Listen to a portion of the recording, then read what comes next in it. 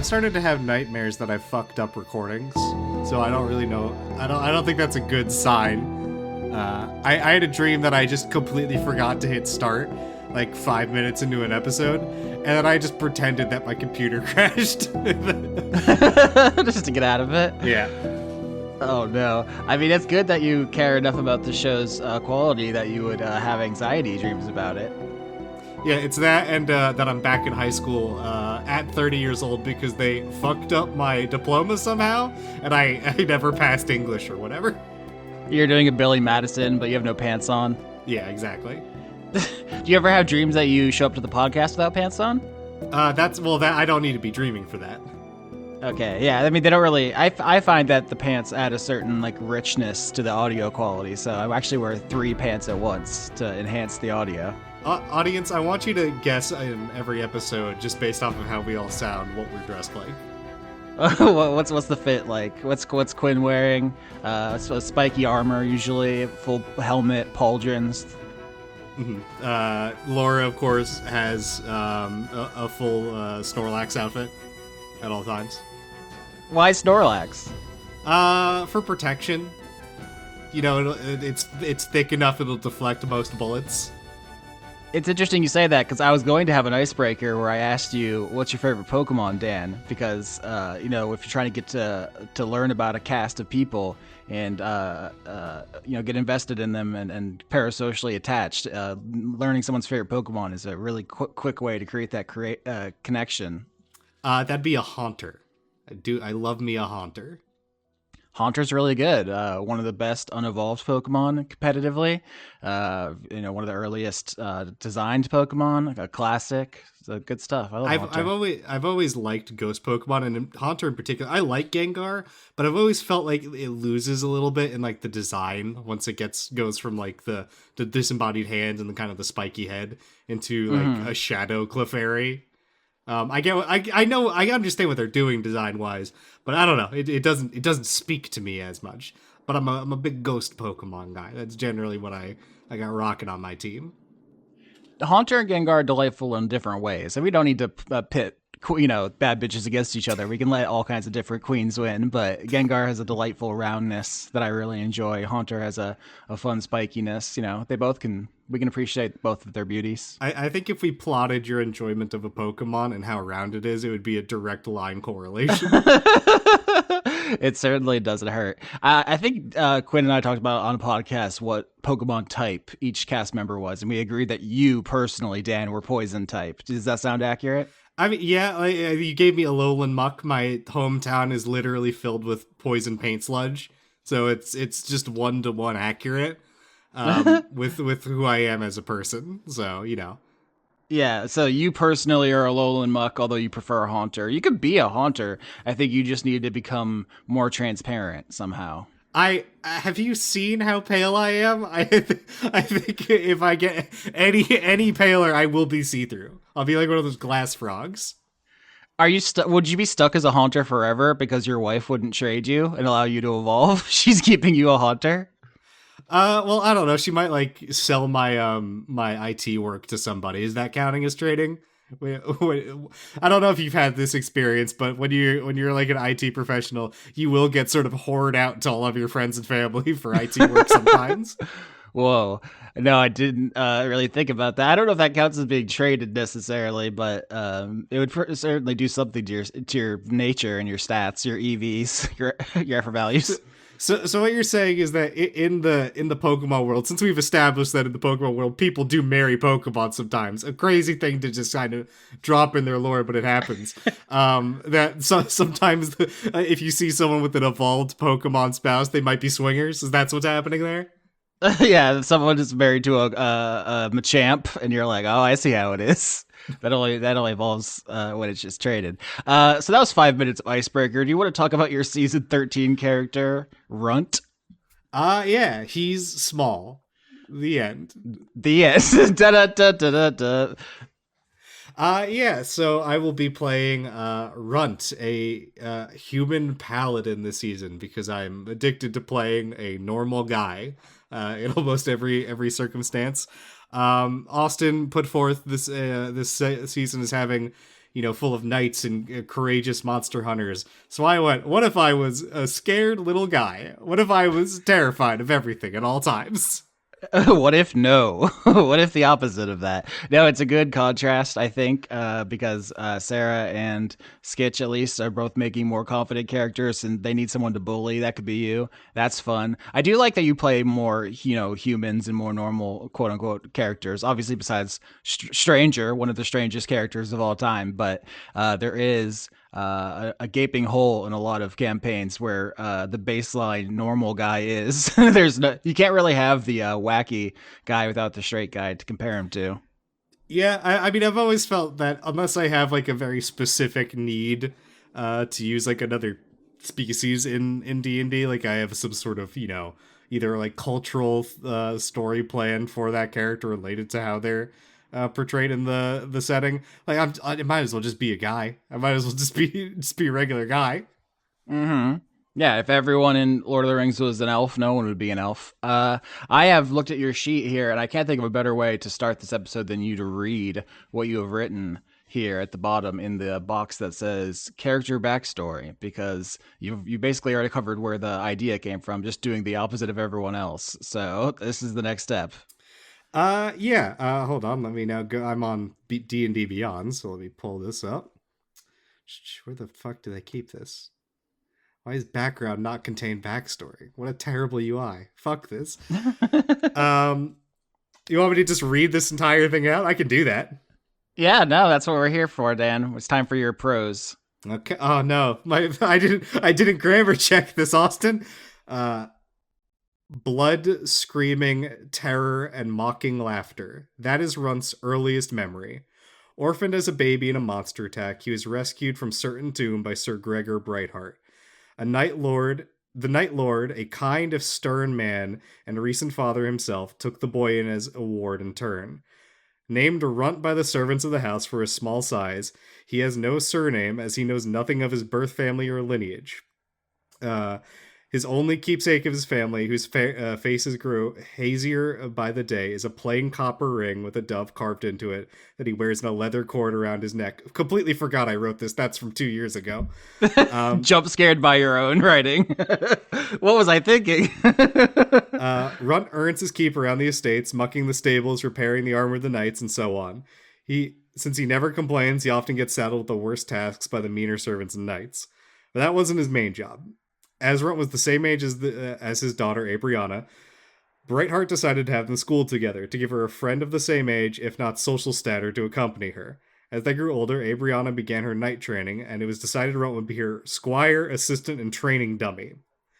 This didn't bother him in the slightest, as Runt feels indebted to the family and to Abriana, who on many occasions has saved him from bullies, monsters, and monstrous bullies over the years.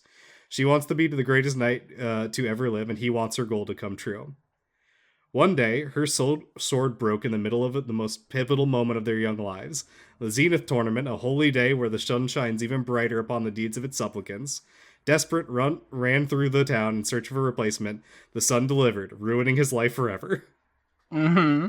So this is a great premise that you basically came to immediately, which was, what if you were the most pathetic little worm that no one respected, and one day you stumbled upon Sun Excalibur, and everyone had to grudgingly respect you, and it really fucked up a bunch of stuff all at once. Yeah, so he was perfectly content to go about his life, in mediocrity as like a character in the background that doesn't get any lines in like a Game of Thrones episode, right?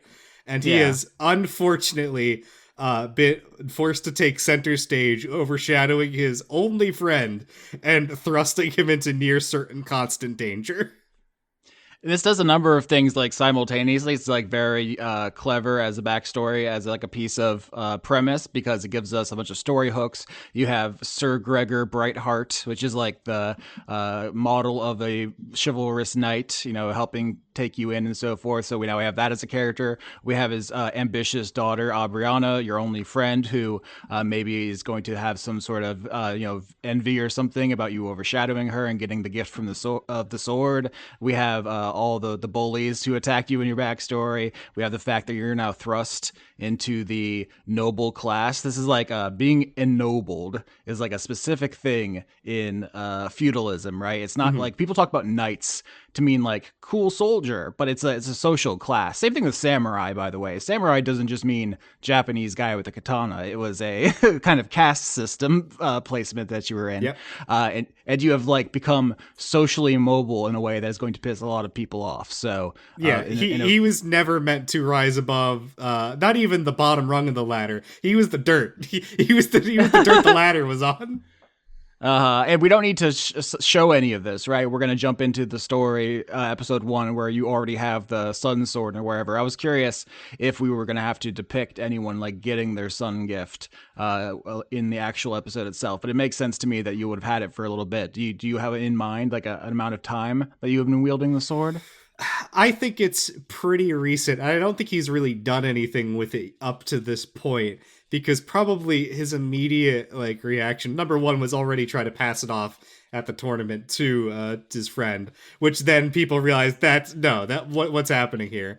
And then he spends, increasingly desperate measures trying to get rid of this sword that keeps coming back until it in my head it's like, okay, he's tried to give it away, he's tried throwing it in a lake, and maybe like the last time he did it, it came back at him at speed, and he's kind of given up on that for his own safety.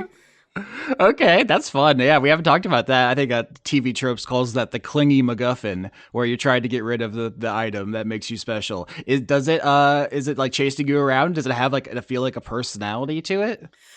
In my head, I'm like thinking about like how he's going to fight or whatever. Something I like thought about for this character is that he's not like incompetent, right? He's socially fucked because he's a coward in a society that's like built around courage and fighting monsters. And he, like a rational human being, doesn't want to box King Kong. Unfortunately, he lives in a society full of weirdos. But he's had to like train and survive for most of his life. However, I do think it is almost a little bit like he's holding the sword and it's moving in the way to kill things rather than he is necessarily like always swinging it intentionally. Like, I guess it's dragging him along to the fight a little bit, at least at the start. Yeah, you have a strength score of 15, and your character is Runt, the little guy. So I was definitely thinking, is like, before the sword fell from the sun and you picked it up, was your strength score much lower than that? And like some of that is sun energy. Now there's what's the word? What's the word for when it's ludonarrative confluescence here. Austin, he was the pack mule. He had to carry everybody's stuff. Mm-hmm. Yeah, even the lowliest twerp in New Leon is pretty hardy. It's a harsh environment. You can't just be a complete and total dweebus out here and survive. So yeah, you are looked down upon by comparison, but you still have a lot of muscles from carrying other people's stuff and so forth. Your cowardice is only relative to the people around you. You would be like the bravest guy in a lot of other places where they're not constantly kickboxing the devil. Yeah, I think he's still probably a little bit more cowardly than other people. I think this man has been fried for most of his life in near constant terror and horror.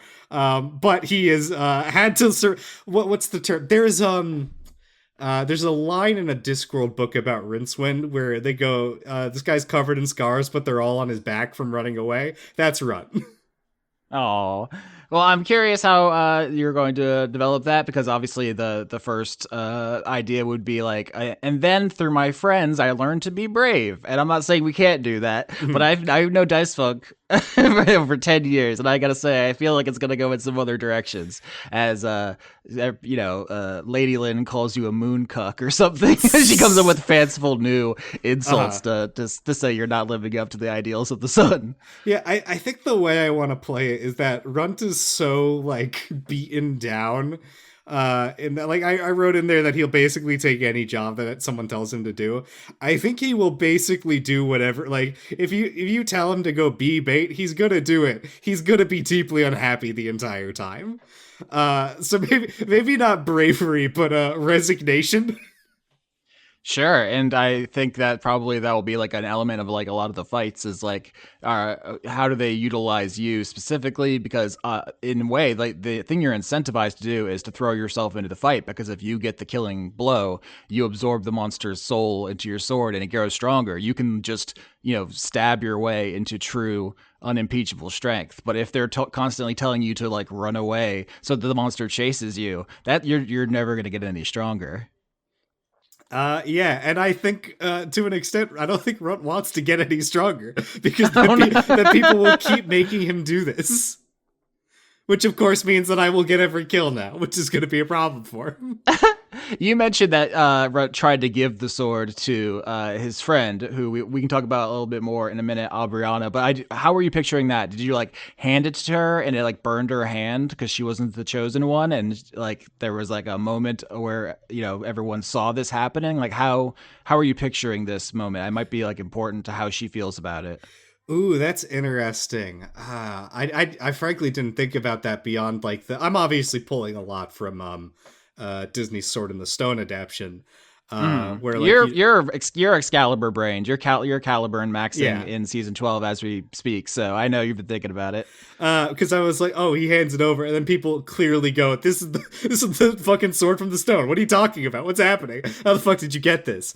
But I guess if it's oh fuck, if if I'm going off of how this sword is, I guess how would I want to put this?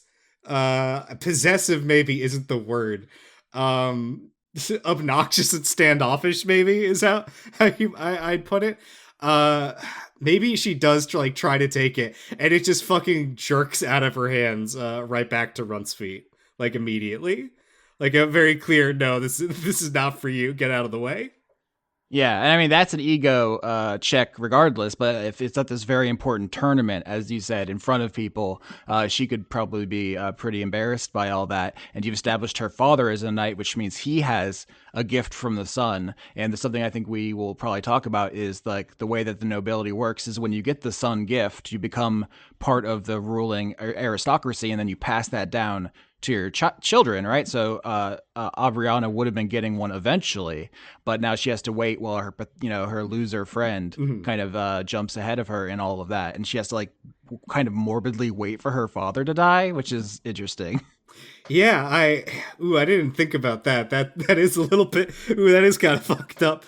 And I guess sadly the sun is being a little bit stingier. It's doing a bit with its gifts, which is, fun.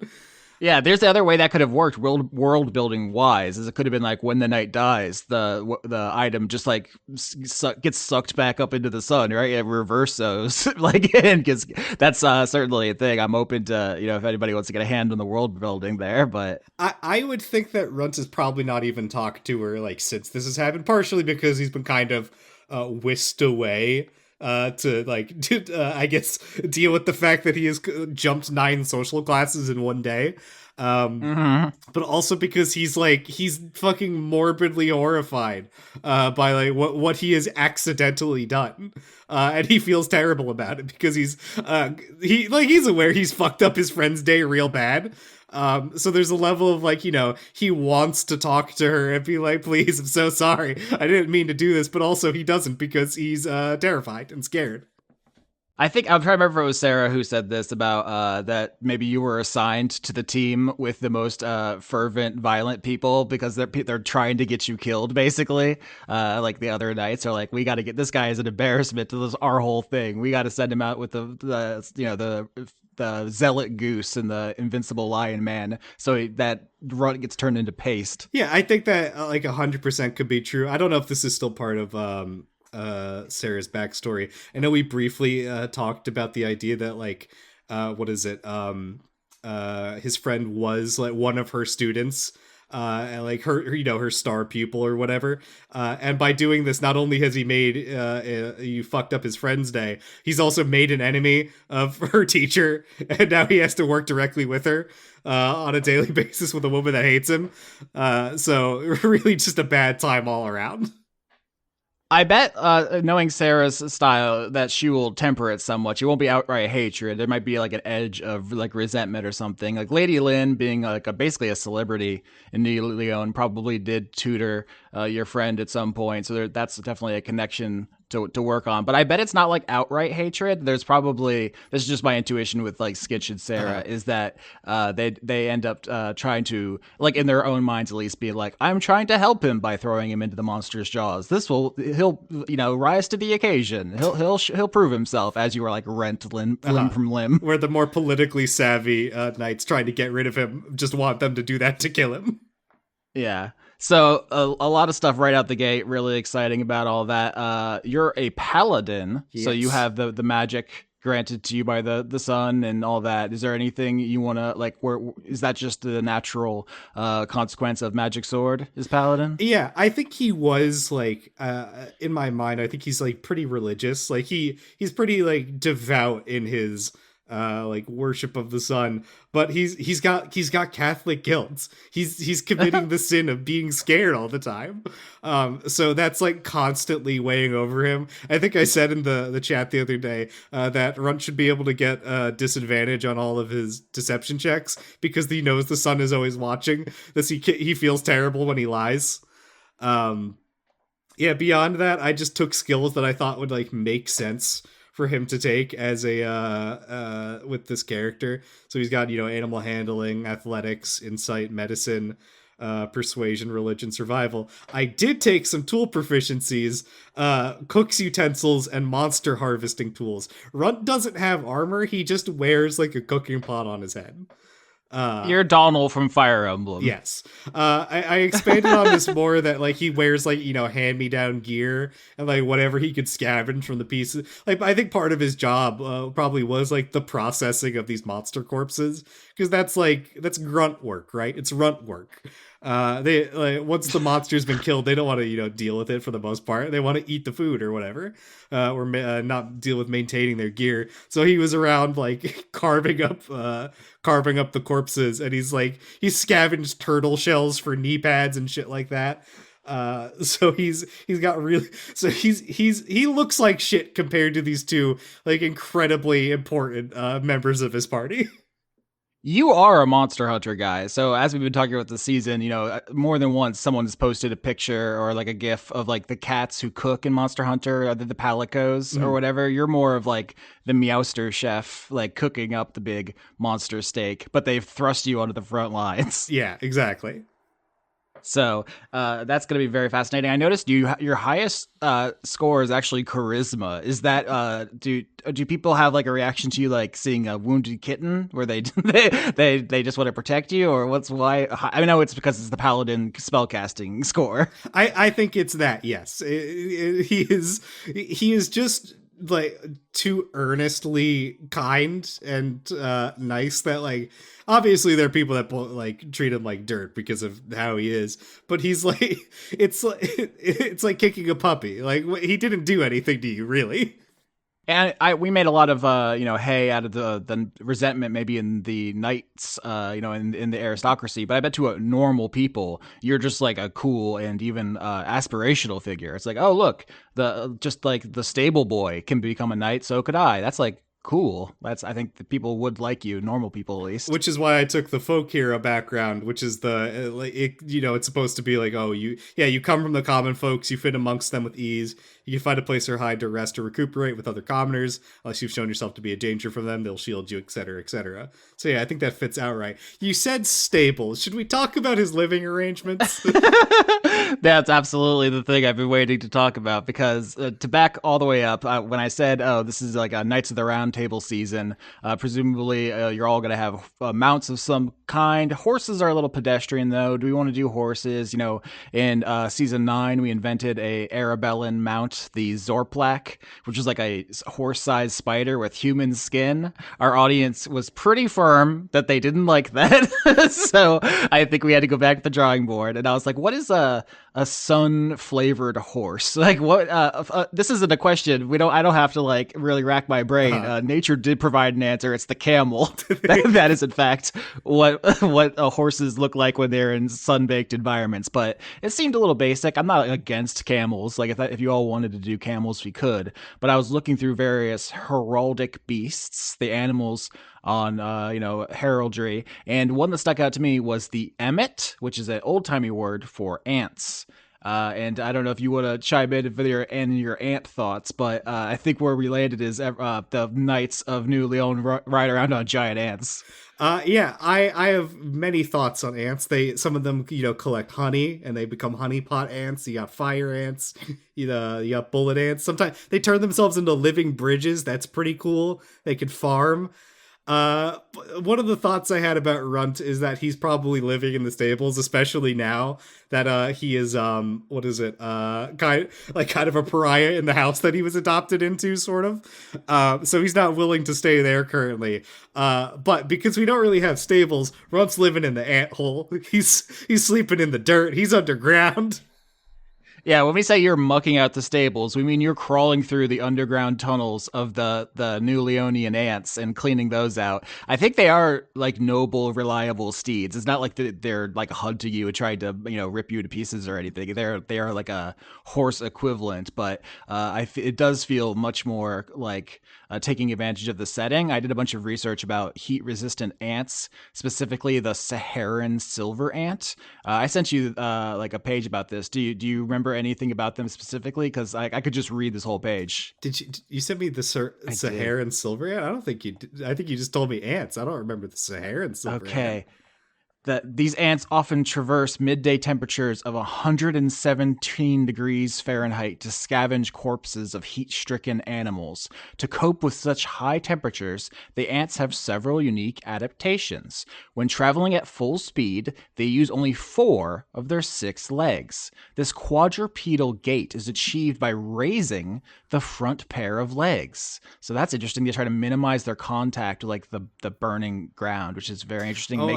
I think I know about these. I think they also they have to run in like specific bursts to avoid burning to death. Yeah, they are the fastest ant, I think, or one of the fastest animals, I think, maybe relative to their size, and they only are active in a very narrow band of the day because they most things will just die in this Saharan heat. So it's pretty interesting. Let's see, compared to a human being, you would have to move a speed of 200 or 720 kilometers an hour. Is that 200 miles per second or meters per second? 200 meters per second for a human. So it's like they're supernaturally fast, basically, which makes them like a very fun horse analog. I could keep reading. There's a bunch of really interesting stuff here, but I've been talking a lot. Ant thoughts?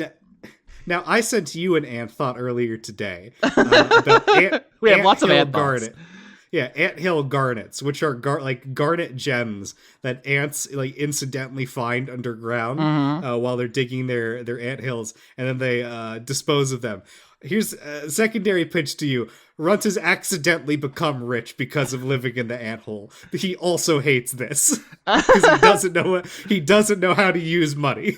So I was actually seeing I saw a post about this recently as well. I wonder if it just went viral to both of us about in Arizona specifically. There are these garnets that are relatively near the surface, and so when ants build their nests, they find them, but they have no use for them, so they just bring them to the surface and leave them there. That is definitely a thing we can bring into our setting. I'm curious if it would make you rich, because in the harsh ecosystem of New Leon, what value do garnets have to anyone?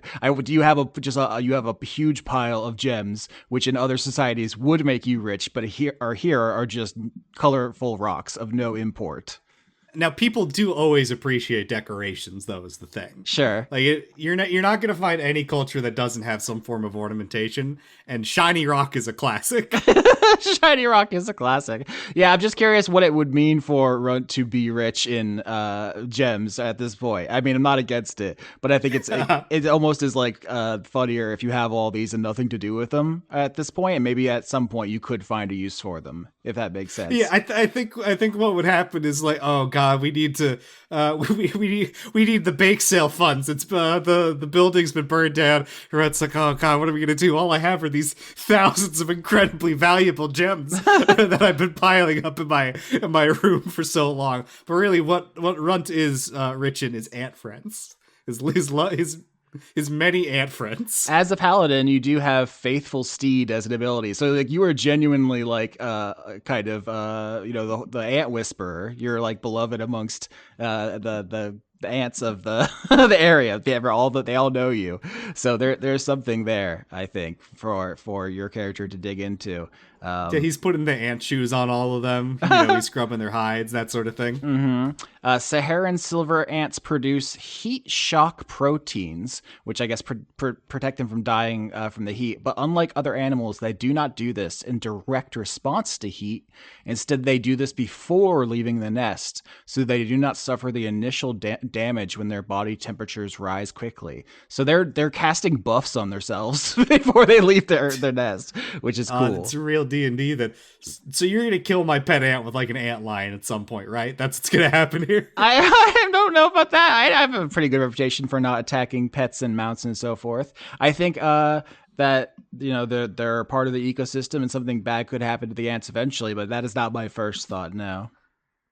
They're gonna get the cordycepsis. We're gonna have to. That's our zombie arc. All of our ants have been taken over, and then I kill Pedro Pascal. Silver ants are covered on the top and sides of their body with a coating of uniquely shaped hairs with triangular cross sections that keep them cool in two ways. The hairs are highly reflective under visible light, and they are also highly emissive in the mid-infrared portion of the electromagnetic spectrum, where they serve as an anti-reflection layer. Blah, blah, blah. A lot of science. These ants are like sun-maxed completely. So the type of paladin I am is the devotion paladin, which gives me which makes my sword glow with like radiant light. Because my ant is covered in reflective hairs, am I just a walking fucking disco ball? Is that what's happening here? I wonder.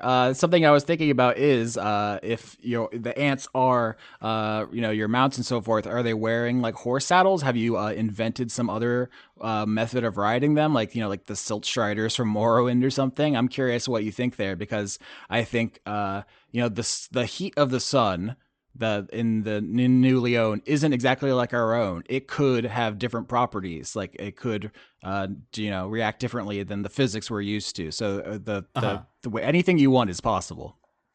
Just looking up ant mount on Google, you do get like a World of Warcraft mount. I think it's something that you could probably ride on. I think that's like just based off of how their body is kind of set up. That's the thing that makes the most sense. I do have land vehicle proficiency, so I could be 6 horse or 6 ant Runt driving the fucking cart like it's the Oregon Trail. Drow, the Dark Elves, ride spiders all the time in D&D. I don't know why they can't ride ants, but yeah, you have of your tool proficiencies, cooking to make things out of the monsters, the monster harvesting tools to make armor and so forth, and your vehicle for ant riding, and that all makes sense. You're kind of the ant expert, so I like all of this. I think it's cool. I don't know exactly what we're going to do with it, but it's definitely more interesting than camels. Yeah, I mean, camels, they got bad tempers, they're stinky, their pee is thick. Oh my god! So I think we've made a good choice there. I'm interested in seeing like what's going on with the ant queen. We're not really talking about Runt anymore. It's mostly just the ant cats now. What's going on with ants? Yeah. Because I imagine if like, hey, we have what is it? This ant colony that we're getting our mounts from. Like fucking the queen is like a desperately important resource to protect. So yeah, in this setting, do we still call them stables? It's like, oh, I'm gonna go out to the stables and take care of some stuff, and it's just a big anthill. Is that like the swap we're doing, and there just is a queen in there that you're familiar with? Or I mean, we don't have to, like I said, follow the real world biology. It doesn't have to. Have the same structure with the queen and everything. I think there are some ants that don't have queens. I should probably Google things before I start talking, but I'm thinking, at least imagining now in the moment, it's like kind of like dug into the ground, kind of like a bit like a mine, and there's sort of the area where you can pick up your actual mount ant, and then there's like I guess the private rooms where they're mostly taking care of themselves. oh, yeah, I looked it up. There are ants without queens, often from the subfamily Ponerii, exhibit a queenless structure where all workers are physically similar. So, if you don't want to worry about the implications, these can just be special no queen ants if you want. So that's definitely a possibility. Yeah, let's see, what else do we got here? Let me just pull up my character sheet. Beyond that, I mean, he's a relatively normal paladin. I don't know if I said this out loud. He is 5 feet tall. He is very small. Okay. So it's not ironic, the name. No, he is a malnourished, tiny little man. So you've stated you have all this fear about the kaiju of New Leon, the things that people are hunting as part of their nightly duties. Does he have any pre-existing thoughts about the denizens of Dynias over the border? Is he also pumpkin scarred? Like you said, at the very beginning of your prose that his family was attacked by monsters from there. Is he a pumpkin racist or? I think I think Runt has every phobia except trans and homophobia. Okay. He's got them all. He's a progressive scaredy king. Yeah, he is scared of most things. Which is ironic because in like a couple of levels he does get immunity to frightened, I believe, which I might simply choose to ignore out of keeping in tune with his character. No, I mean I think like. I don't know if he really even like thinks of them as people, because if he's even encountered any of them, he was probably consumed with fear at the scary monster bearing down on him. So, I mean, speaking of levels, this bonus campaign, this side campaign, whatever you want to think of it, I'm currently labeling my files season 13.5. I don't know how you feel about that. It's not going to have the normal arcs that the sessions I do normally have. I think instead it's going to be like more monster of the week, where it's like this week we hunt a woolly mammoth, next week we hunt a serial number filed off Godzilla or whatever. So I don't know if the leveling is going to follow the more traditional pace we do. I think levels might be something that are narratively earned. So it's like you get a +1 to your sun item whenever you kill a new Leonian kaiju, but you get a level. Everyone gets a level maybe when you take down some kind of moon crazed beast from Dynias. My current thought. Now, hold on. You've said something that I find interesting here. Now, I'm assuming you're referring to, potentially like a monster from Dynias coming over. What happens if one of these kaiju stumbles into the wrong side of the tracks? Did they get fucked up by the moon? What happens then? I think that might be up to you. I currently was, leaving pumpkin matters to you. So I think you could easily say like, oh, the monsters can't cross over into the moon territory, like they're repelled by it. Or you could say like they undergo some sort of transformation. Anything's possible, I suppose. Lorwyn and Shadowmoor, got it. It's not Lorwyn and Shadowmoor. it's certainly adjacent, but anything's possible there. I am just currently thinking that there needs to be some sort of a climactic hunt to get a level in a way that we normally wouldn't do. Yeah, I think that makes sense. I mean, there's also, other things that, like, if you're talking about narrative stuff, there could also, I think we briefly talked about in session 0, the idea of, like, a tournament arc. Or maybe not arc with how you're describing it, stuff like that. I think, it makes sense. So maybe we won't have to deal with the idea that Runt will become immune to the concept of fear. Yeah, I mean, you mentioned in your prose that the Zenith tournament is when you first got your sword. Did you see it like streak down from the sky and like land in front of you? Like, how was that? Did you turn a corner and there it was? I'm just picturing this for my mind palace. Yeah, like the way I see it is like, okay, this is the big tournament, right? Everyone's cleared out from the main part of town, so he's going around trying to find anything he can. But most of the shops and everything are either locked up or sold out because the tournament's happening. And then one just slams down in front of him, and without even like really thinking about it, he goes, "Great sword," and just runs back, not considering the implications of the moment until it has already passed. Okay, yeah, perfect. And so I think a natural story point sometime later in the season could be the next year's Zenith. And then it's like, the Zenith tournament comes around again, and that's some sort of culmination of your arc. We've Mhm. discussed how there may be other characters, other players in season 13.5 because we're not sure your availability. You're DMing the fear side, so we're going to try to Mhm. not make this too much of a burden on you. So I think it's totally possible that Runt either dies horribly and goes away, or he needs a break. Maybe he's in a full body cast, and you can take a week off, and another knight can come on a They mission. put him in the contraption, yeah. Yeah, I think literally that this Knights of the Round Table situation lends itself to cast switch ups, really, because any week we can just be like, oh, he's busy, we're gonna take someone else. It's not a big deal. I do have also, speaking of naming things, the worst part of this job. Do you have an idea for any specific like terminology here? Because we were talking about the Helio Knights being the kind of larger group, but I don't know if you had any other thoughts there, because I know you've listened to the Sarah episode. Mhm. I mean, I always come back to Corona, which has been sort of ruined in a Mm-hmm. little bit by the big bad thing that happened a few years ago. Yeah, the badness.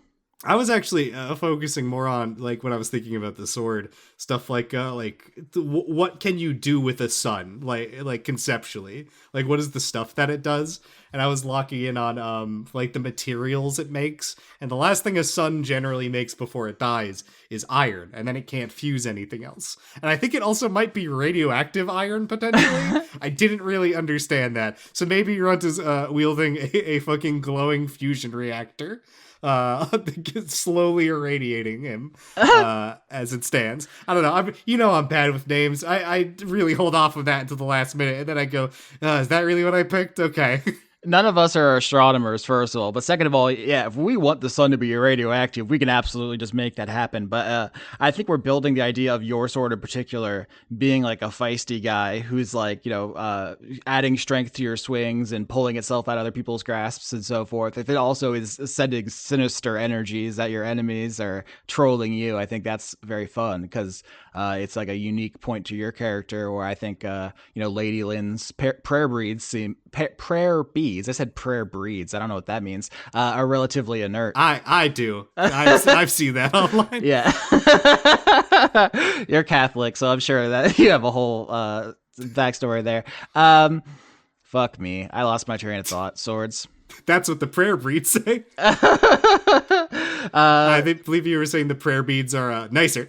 Yeah, the prayer breeds are nicer than your sword, which may be. I mean, I don't think it's going to suddenly start talking, but I think it could definitely get you into trouble in a way. Like I feel like you're giving me permission to like have it, yank you into some shenanigans at some point. Yeah, maybe it's capable of one word, and that's bitch. No, yeah, exactly. Like I wasn't maybe considering this up till this point, but like I can absolutely see a scenario where like Runt's being like directly insulted to his face, and he's just taking it like normal because he's Runt, and he just has his sword in his hands, and the sword swings itself at the person without necessarily his own desire to start that fight. Yeah, and I think normally that would be like a faux pas for a DM to like make that kind of decision, just like take your character's agency, be like, no, you attack this guy. But I think, if you and I are on the same wavelength around your sword having an attitude problem, I think that's fair game and fun. Especially if I think you personally, Dan, do enjoy when shit gets fucked up in a way. So you're not going to be too sad. Yes, I have specifically built this character to have a bad time. Incredible. So you are the master of the ants. You have a pissed off childhood friend. I'm looking at your spells, pretty standard paladin stuff. Anything else you can think of? Not that I can really pick off the top of my head here. Language is celestial and common. Why are you speaking angel, boy? Sword. Or maybe that's like, Wait, did the I don't know. sword give it to you? You didn't speak celestial until you picked up the sword? Yeah, there you go. It's either that or like in my head I was like, hey, what would like you know how like fucking Bible verses are in Latin? What would the equivalent for the sun be? It's literally got celestial, so that's what I picked. Um, Either that or ignan, I guess, for fire. Which do you think is better? Him from studying Bible verses, or now the sword has taught him how to speak this? Oh, they're both pretty good. I would say that one thing I was trying to lean away from this season is the sun worship as being bookish. So I'm gonna go the other one if given the two to choose from. Okay, then maybe what's happening here is that Runt doesn't know he speaks Celestial. That's pretty good. Do you want to read anything else from like your personality trait boxes, your allies boxes? I think there's like a short anecdote here where I think you weren't sure about your friend character's name. Oh, I thought I already edited some of this. So I must have missed one somewhere. You did. Hold on. Okay, let's see. Personality traits: kind, humble, head in the clouds, conflict averse, terrified of monsters. Ideals: it's the duty of a knight to protect the weak, no matter how scared they are. Flaws: can be paralyzed by fear, conversely cannot resist a cry for help, easily baited in turn despite his fear. Bonds: Abriana is my best friend and everything I wish I was. I want to see her succeed. Let me go to my notes here. What do I have here? The funny thing I wanted to say to the audience, and people who've been listening for 10 years, is that your first, when you wrote your character's backstory in the sheet, your friend's name was Joan Brightheart, which is funny because obviously in season 2 of Joan Blackheart, the character who's been my Twitter picture for 15 years or whatever at this point, is like everyone loves classic Dice Funk character Joan Blackheart. So if there suddenly was a Joan Brightheart, I think people would think it was an intentional reference. Like people will try to figure out the implications of that. Yeah, well, the audience always needs to understand that I am not referencing anything from season 9 back because I don't know it. Yeah, I was quite literally just going, this is a Joan of Arc character. What if her name was Joan Brightheart? Yeah, that works. And then you immediately caved on Brightheart. You're like, I'm sorry, it sucks. You can change it. Yeah, and I changed the name because I was like, it can't just be Joan. What is the feminine version of Abraham Van Helsing? And just took that for monster hunting. Yeah, I can read her entry here. Abriana Brightheart, heir to the Brightheart line. Abriana is passionate, courageous to a fault, hot-headed, and will never back down from a fight. She's a born hero through and through. She's never lost a fight to the same person twice. After losing once, she trains endlessly to rise past that mark, Runt trailing behind her all the way. She hates how people treat Runt and take advantage of him, and wants to rise to the ranks of her knightly order, both so she can be the greatest knight to ever live, and also because hopefully the people will leave him alone due to his connected status. During the tournament, her sword was, I wrote that it was stolen by a no-good rapscallion, completely forgot that, but fair enough. Prompting Runt running off in a panic to find a replacement lest she be disqualified. May or may not have mixed feelings depending on what's interesting. 6'6", buff as shit. It does not say 6'6" buff as shit on my version of the sheet. Was that just? I think it's been cut down because it's the sheet can't fit everything, but it fully says that on my screen. Incredible. Do you have a preference between her sword being stolen or broken? I don't know if it matters, except in that it would characterize the setting. I don't think people are stealing the Brightheart Scion's sword in public view. That seems like a great way to get shot into the sun, into someone to build the device that can launch you into the actual heart of the sun. I think there's like one interesting idea. I have two minds about it. One, because I think there is like a certain level of politicking that could be around with like trying to embarrass the heir by making them lose their sword. Maybe like assuming that someone would like loan them a sword, but briefly like inconveniencing them makes them look incompetent. But if the sword breaks and Runt is the person maintaining her equipment, then that's all like it's triple guilt on his part. Oh, I feel like that's your actual instinct there is to go to it being your fault. Although you did just send me a screenshot to prove that on your version it says 6'6" buff as shit. So thank you for that. Yeah, there you go. Well, you know what? I wasn't sure how many big women I was gonna have on my side, so I needed to at least add one into this season. Yeah, you're afraid of the wrath of the listenership if there's not enough big women that they'll turn on you. Yeah, exactly. All right. Well, I think this is a great starting point. You've given me a lot to work with. I'm very excited to see how Runt fares, how long he lives. Yeah, and I'm excited to do the exact opposite of Rex, as far apart as I could humanly get from him. Yeah, you ask yourself, what would Rex not do at this point? To scream, cry.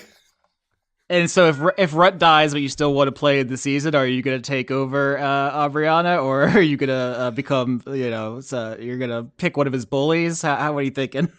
I'm going to play the ant. I'm Anson. I'm Anthony Anson. Yeah, the ant has been awoken. I don't know, because I feel like if Runt dies and he was on friendly terms with this person, maybe that character's too sad then to immediately pick up.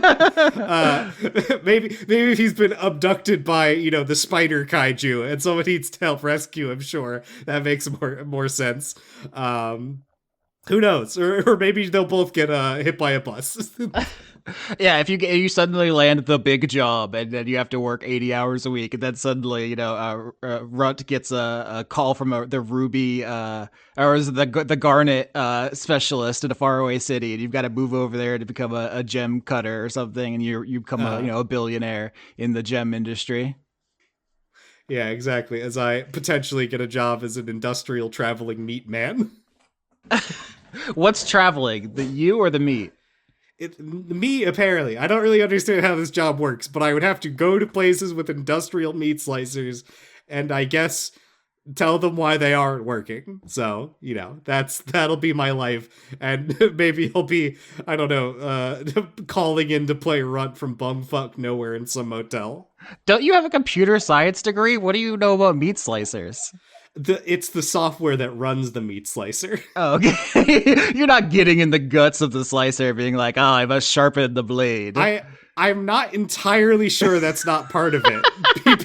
It was not made clear to me in this interview what the day-to-day of this job would be. So anything's on the table. And quite frankly, if anyone's going to die in an industrial meat slicing accident in 2026, it's going to be me. You're showing up with your laptop and they're like, where's your whetstone? Yeah, exactly. Austin, what would you do if in the middle of the season I do just truly get obliterated by a deli slicer?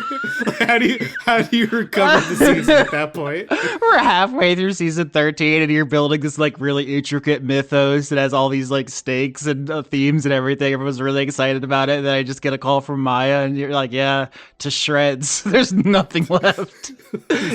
Well, there's something left if you buy Boar's Head from this specific shop right in the next week or so. Can I say this? I have told direct lies about parts of the season already to preserve some of my secrets. What the fuck, Dan? To who? Everyone? Yeah, they're recorded lies so I can trap people later on. Oh no! Okay, I guess I just have to live with that. You have that power now. I've never done that, just to you. So this is how you do me, Dan. Exactly. I truly there are things where I have spent agonizing over the specific wording of prepared statements. So we'll see how this goes. And watch no one get any of it because it's going to be too fucking obscure. That's the curse of DMing, is the more you prepare, the less people will notice any of that stuff. So welcome to Pain Town, buddy. Welcome to the real fear biome. Yeah, welcome to the meat slicer.